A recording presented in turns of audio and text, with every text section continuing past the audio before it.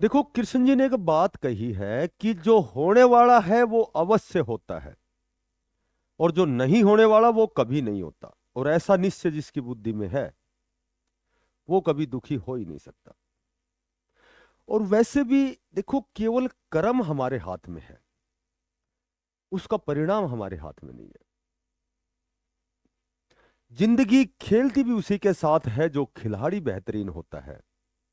दर्द तो सबके एक जैसे हैं। कोई हताश होकर बिखर जाता है और कोई संघर्ष करके निखर जाता है। नमस्कार प्यारे बच्चों।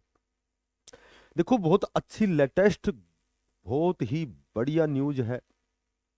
ये उन साथियों के लिए है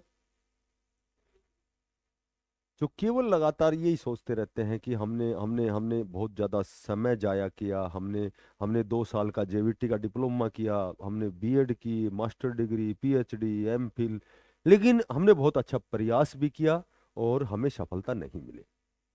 तो एक तो मैं आपको बताता हूँ कि हमारी जो मेहनत है वो हमारी सफलता से बड़ी नहीं है। और जिस दिन तुम्हारी मेहनत तुम्हारी सफलता से बड़ी होगी ना, श्योर एंड सर्टेन तुम्हारी सफलता सुनिश्चित है। हम प्रयास करते हैं लेकिन 100% नहीं करते।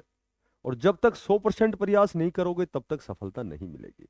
और एक सबसे जो अनिवार्य जो कंडीशन है कि हम लक्ष्य निर्धारित करते हैं लेकिन हमारे अंदर असफलता का डर बैठा हुआ है।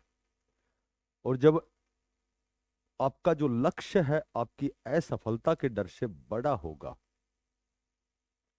तो आपकी सफलता जो है वो बिल्कुल सुनिश्चित है। तो एक तो असफलता का डर निकालो। वो कहते हैं obstacles are those frightful thing you see when you take your eyes off your goal. तो तुम्हें असफलता का डर निकालना है। तो हम आते हैं सीधा इस भर्ती के ऊपर। देखो, 16,000 पदों पर भर्ती है।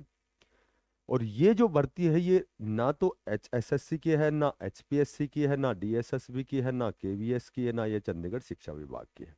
पर एक बात ये जरूर बताता हूं कि किसी भी स्टेट में आप दूसरे स्टेट में यदि आप किसी भी प्रकार की भर्ती में पार्टिसिपेट करते हैं तो वहां जर्नल में काउंट होते हैं। तो जर्नल तो चाहे आप संबंधित स्टेट के भी हो तब भी जर्नल है और दूसरे स्टेट में भी जर्नल है। तो किसी भी स्टेट की भर्ती हमारे लिए, अगर हम जर्नल के कैंडिडेट हैं तो हमें तो हर जगह ही जर्नल में रहना है। तो ये, और एक सबसे बड़ी बात ये है कि यही हमारी असफलता का डर है कि वहां तो वैकेंसी कम है, दूसरे स्टेट में हमारा सिलेक्शन नहीं होगा, जबकि तुम्हें केवल एक सीट चाहिए। ठीक है, तुम्हारा लक्ष्य, तुम्हारे 10 लक्ष्य नहीं हो सकते, तुम्हारा तो एक लक्ष्य है। और लक्ष्य जब तुम्हारा एक है तो तुम्हें सीट भी एक चाहिए। तो ये जो भर्ती है ये मध्य प्रदेश की भर्ती है। 16,000 पदों पर आपकी भर्ती है। और इसमें इसमें आपके जो है 10,000 जो पद है वो पीआरटी के हैं। ठीक है, और पीआरटी की कंडीशन जो संबंधित तुम्हारे खुद के, हमारे खुद के स्टेट में जब हम उस कंडीशन को पूरी करते हैं तो मध्य प्रदेश में भी वही वही क्वालिफिकेशन की जो है बाउंडेशन होती है। क्वालिफिकेशन का जो क्राइटेरिया वही वही सेम एज इट इज होता है कि आपके पास 2 साल का एलिमेंट्री डिप्लोमा होना चाहिए। प्लस यदि आप पीआरटी की भर्ती देखते हैं तो लेवल 1 का सीटेट होना चाहिए। यदि आप टीजीटी की भर्ती देखते हैं तो आपके पास लेवल 2 का सीटेट का यानी कि वो सर्टिफिकेट, वो दस्तावेज, वो डॉक्यूमेंट्स होना चाहिए। तो यहाँ 10,000 और 6,000 जो आपके पद हैं वो टीजीटी के हैं। अब यहाँ यहाँ मैं इसलिए कह रहा हूँ, देखो ये बहुत तगड़ी भर्ती इसलिए है कि वहाँ क्या होता था कि 2018 में क्या होता था, 2018 में बहुत बड़े स्तर पर वहाँ भर्ती हुई थी मध्य प्रदेश में, एमपी में।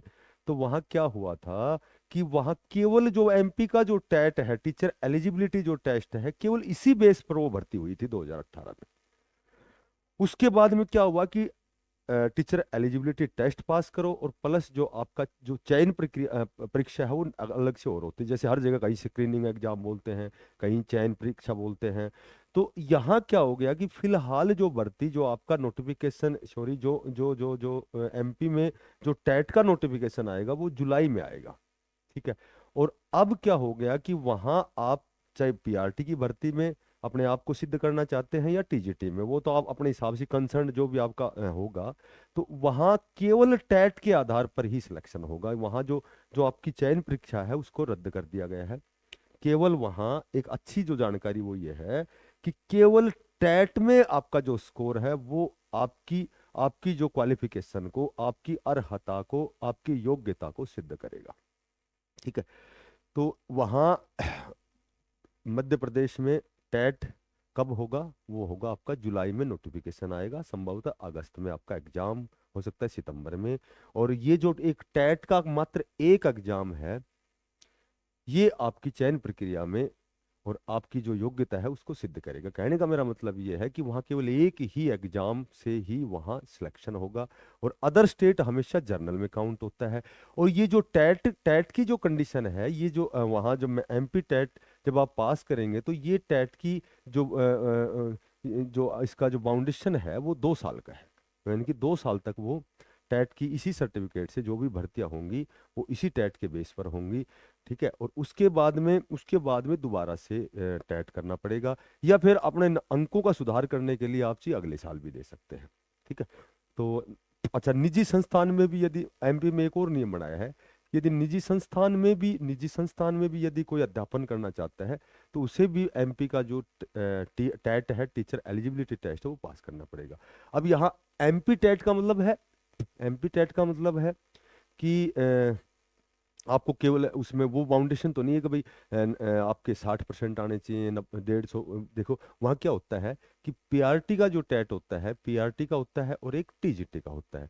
तो पीआरटी और टीजीटी में क्या होता है कि सेम एज इट इज वही है, वही वही कंडीशन क्या है, 150 अंक है। ठीक है। वहाँ 2.5 घंटे होते हैं, और वही वही क्या होता है, नेगेटिव नो नेगेटिव मार्किंग, यानी नेगेटिव मार्किंग नहीं होती है। ठीक है। नेगेटिव मार्किंग किसी प्रकार की नहीं होती है। तो 150 में वो 30 नंबर का आपका सीडीपी है। ठीक है। 30 नंबर का पीआरटी की बता रहा हूँ आपको, चाइल्ड डेवलपमेंट पेडागोजी हो गया। 30 नंबर में आपकी एक लैंग्वेज तो हिंदी हो गई जो कंपलसरी है। और 30 नंबर में सेकंड लैंग्वेज में 3 लैंग्वेज है, जैसे इंग्लिश है, उर्दू है। ठीक है। एक मेरे ख्याल से संस्कृत है, कौन सी है, तो एक ये सेकंड लैंग्वेज हो गई। 30 नंबर का ईवीएस है, 30 नंबर का मैथ है, वही 150 नंबर। ठीक है। वहां क्या है कि जर्नल में तो जो टेट की कंडीशन थी वो क्या थी कि जर्नल में तो वही 60% चाहिए। बाकी कोई भी कैटेगरी है, चाहे वो ओबीसी हो, चाहे दूसरे प्रकार की कैटेगरी हो, उनको 50% नंबर, यानी कि वो क्वालिफाई होते हैं 75 नंबर में। लेकिन चूंकि एक ही सब्जेक्ट में सिलेक्शन है, तो आप समझ सकते हो कि ये कंडीशन तो अब कोई मायने नहीं रखती। ठीक है। क्योंकि वो तो जितनी सीटें वैकेंसीज है उस हिसाब से ये आपका जो स्कोर निर्धारित होगा। टीजीटी का वो ये है कि टीजीटी का वहाँ जो पर्टिकुलर जो सब्जेक्ट होता है वो 120 नंबर का होता है। ठीक है। 120 नंबर का होता है, चाहे आपकी हिस्ट्री है, चाहे मैथ है, कुछ भी 120 है। बाकी बाकी 30 नंबर में ऑल ओवर होते हैं, जिसमें जिसमें आपकी 30 नंबर में मैथ भी आ गया, 5 नंबर का, 5-7 नंबर की हिंदी भी आ गई, तो वो बाकी सारी चीजें होती है 30 नंबर में। ठीक है। तो क्राइटेरिया तो ये है, लेकिन जब एक एक एग्जाम टेट से ही जब सिलेक्शन होना है, तो ये जो 60% 50% की तो कोई वैल्यू नहीं बची। तो कहने का मेरा मतलब है कि मैं तो आपको यही सजेस्ट करूंगा कि चाहे किसी भी स्टेट की भर्ती हो, आपको फॉर्म जरूर भरने चाहिए। और जब इस दिशा में आप प्रयास ही कर रहे हैं, तो लगभग चाहे एमपी में जाओ, चाहे यूपी में जाओ, चाहे डीएसएसबी दिल्ली में जाओ, चाहे के भी, वही मैथ के टॉपिक होने हैं, वही सिलेबस है, वही रीजनिंग है, वही हिंदी है, सब कुछ वही एज इट इज होती है।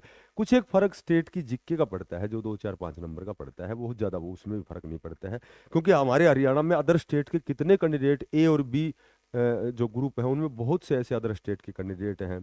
ठीक है। आप खुद सभी को पता है कि दूसरे स्टेट के जो कैंडिडेट हैं वो हमारे हरियाणा स्टेट में भी लग रहे हैं, तो हमारे हरियाणा के भी दूसरे स्टेट में लग रहे हैं। तो दूसरे स्टेट में जब जनरल में कैंडिडेट यदि क्वालिफाई करता है, यदि जनरल में वो उसमें पार्टिसिपेट करता है, तो आप समझ सकते हैं कि ये भर्ती हमारे लिए बहुत ही बढ़िया भर्ती है, बहुत ही अच्छी भर्ती है। तो देखो, प्रयास करते रहो। केवल केवल मैंने पहले भी बताया था कि केवल प्रयास करना हमारे हाथ में है, हमारे हाथ में परिणाम नहीं है। तो प्रयास करना ही तुम्हारा परम कर्तव्य है। और यदि वीडियो अच्छी लगे तो कृपया करके इसको शेयर करें, बिना पैसे का सब्सक्राइब करें। और हमारी नियमित क्लासें होती हैं, अभी सुबह 9 मैथ की क्लास स्टार्ट होने वाली है। ठीक है। और डे बाय डे हम और भी दूसरे प्रकार के सब्जेक्ट की भी तैयारी स्टार्ट करने वाले हैं। तो फिर मिलते हैं किसी नई अपडेट के साथ, तब तक के लिए बेस्ट ऑफ लक, सभी को धन्यवाद, राम राम।